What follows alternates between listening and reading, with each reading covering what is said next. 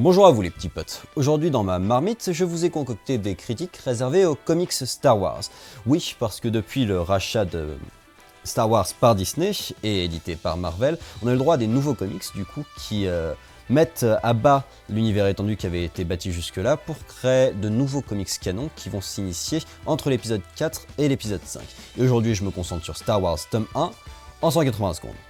Réunissant les issues 1 à 6, à savoir les chapitres 1 à 6, scénarisés par Jason Aaron et dessinés par John Cassaday, qui avait notamment fait Astonishing X-Men de Joss Whedon, qui était un excellent comic, je vous le conseille. Ce premier tome se concentre du coup sur ce qui se passe juste après l'épisode 4, après la destruction d'Étoile Noire. Les héros rebelles infiltrent une base impériale avant de se retrouver confrontés à Dark Vador. À la suite de ce conflit, l'équipe se sépare. D'un côté, on a Luke qui essaye de renouer avec son initiation de Jedi en allant chez Obi-Wan et il se retrouve confronté à Boba Fett, il combat avec lui pour l'obtention du journal de Obi-Wan. Et de l'autre côté, Yann et Leia cherchent une nouvelle planète où établir l'alliance et ils font une rencontre bien impromptue en la personne de l'ex-femme de Han Solo. Voilà, je vous ai un petit peu spoilé tout ça parce que ça me semblait important pour pouvoir qu'on en parle ensemble. Globalement, c'est un comics qui est assez réussi, c'est un bon coup réussi, on pouvait le craindre, c'est solide et c'est sérieux. Au scénar, je trouve que Aaron arrive très bien à défendre son propos, il arrive à retrouver en fait le sel de la saga, plus qu'un épisode 7 par exemple. Et chaque personnage est utilisé correctement.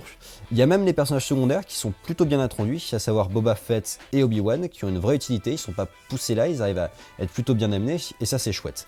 Globalement, la grande force de ce comics, c'est de retrouver, comme je vous disais, le sel de la saga, au point même que on entend les musiques du film et on entend les doubleurs du film. Moi, quand Yann Solo parle, j'entends Francis Lax parler. Et ça, c'est quand même bien joué, aussi bien pour le scénariste que pour le traducteur, dont je vous parlerai plus tard. C'est très très réussi. L'histoire en elle-même est assez anecdotique, en fait, parce que voilà, on en replonge bien dans la trilogie, mais il n'y a pas de grands enjeux en soi.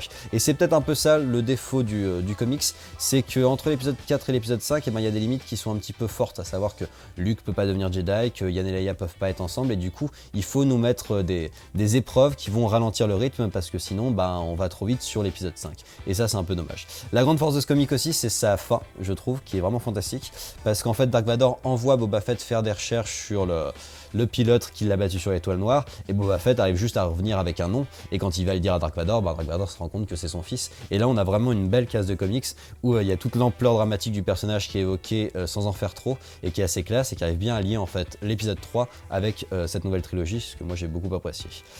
Sinon, on nous essaye péniblement de nous introduire du coup un nouveau personnage à la fin, donc qui est la personne de l'ex-femme de Han Solo. Je trouve que ça passe difficilement, mais ça ira un petit peu mieux plus tard, je vous en parlerai sur la suite.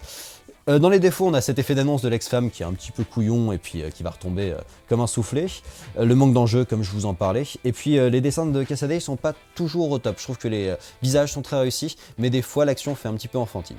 Bref, c'est un bon premier Star Wars, bon premier tome de Star Wars qui nous amène à l'époque bénie de la première trilogie, en jouant sur la nostalgie et sans avoir encore à offrir grand chose de neuf, mais on attend ça pour la nouveauté et on croise les doigts pour que ce soit le cas. Et top! Voilà, j'espère que ça vous a plu, je vous invite à vous procurer ce Star Wars ou à me dire ce que vous en avez pensé si vous l'avez déjà. Je vais vous consacrer d'autres chroniques aux différents comics, et puis c'est pas impossible qu'on vous fasse un petit numéro spécial avec un guest de qualité pour l'occasion. Je vous invite à liker, commenter, vous abonner, je vous donne rendez-vous sur la page YouTube de Directive Première pour d'autres critiques ciné en 180 secondes.